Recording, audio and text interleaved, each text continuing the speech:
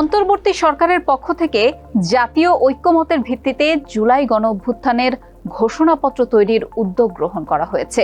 ৩০ December রাতে সাংবাদিকদের এই কথা জানান প্রধান উপদেষ্টার প্রেস সচিব শফিকুল আলম।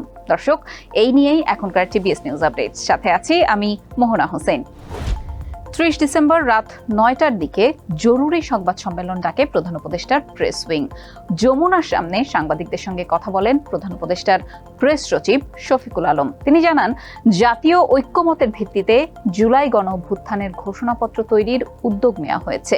জুলাই গণঅভ্যুত্থানের মধ্য দিয়ে গড়ে ওঠা জনগণের ঐক্য, ফ্যাসিবাদ বিরোধী চেতনা ও রাষ্ট্র সংস্কারের আকাঙ্ক্ষাকে সুসংহত রাখার জন্যই এই ঘোষণাপত্র গৃহীত হবে।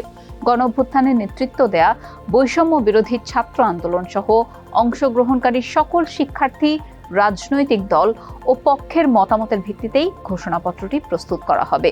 এতে জুলাই গণঅভ্যুত্থানের পরিপ্রেক্ষিতে ঐক্যের ভিত্তি ও জনগণের অভিপ্রায় ব্যক্ত হবে। শফিকুল আলম জানান, তারা আশা করছেন সকলের অংশগ্রহণের মাধ্যমে কিছুদিনের মধ্যেই সর্বসম্মতিক্রমে এই ঘোষণাপত্র প্রস্তুত করা হবে এবং জাতির সামনে তা উপস্থাপন করা হবে।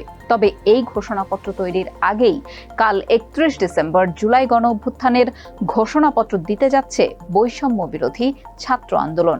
দর্শক, এই ছিল টিবিএস নিউজ আপডেটসে। নিয়মিত আরও সংবাদ আপডেটের জন্য টিবিএসে চোখ রাখুন।